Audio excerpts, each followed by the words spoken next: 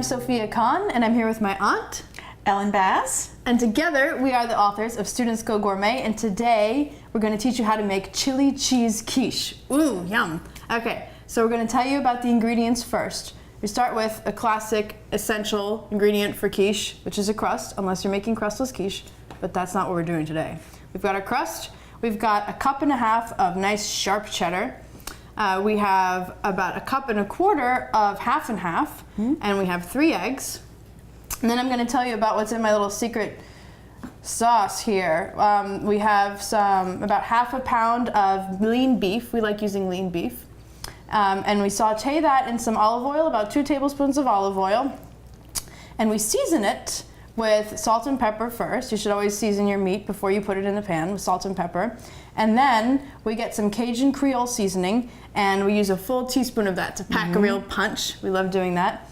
And we use cinnamon, just 3/4 teaspoon, and 3/4 teaspoon of Turkish cumin. You add a teaspoon and a half of tomato paste, and then top it all off with some pinto beans, about 1/2 can.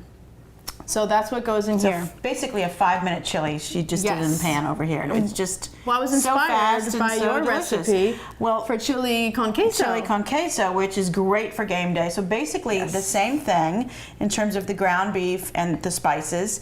And what we do though, instead of using cheddar, we use Velveeta, and we put it in a baking dish, and we throw it in the oven until everything's melted, and get some great scooping chips, and it's great for game day. Well, and we love using the cinnamon and the cumin because we're part Greek, and those are some classic Middle Eastern seasonings that go with meat. Yes, they are, and they've been used in ancient medicine for thousands of years. They've got medicinal, they're absolutely superfoods. And what I'm doing here, Auntie, if you could be so kind as to start whisking the eggs. I will, get some air in these eggs. Yeah.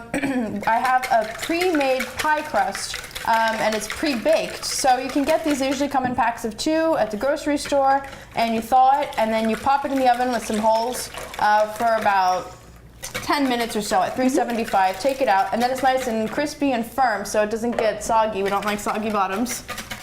And now I'm putting like about half of my sharp cheddar on the bottom, and then we're gonna sandwich the meat.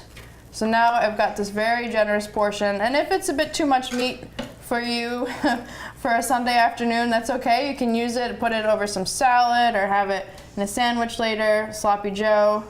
Depending on how much filling you have in your quiche, you might need a little bit less of your custard, but if you've got leftover custard, just make some scrambled eggs. It's really good.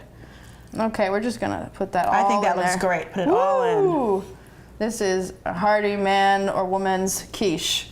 Okay, now I'm going to top it off with some sharp cheddar, and this gets all nice and brown and delicious after it's put in the oven. This flavor combination is fantastic.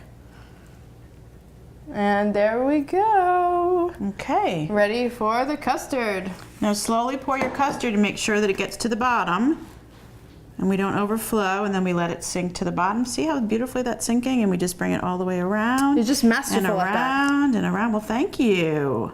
Okay, I think that's good. So we get about to the top like that. Okay. All right, we're all set, ready to go into the oven at 375 degrees for 50 to 60 minutes until a knife comes out clean.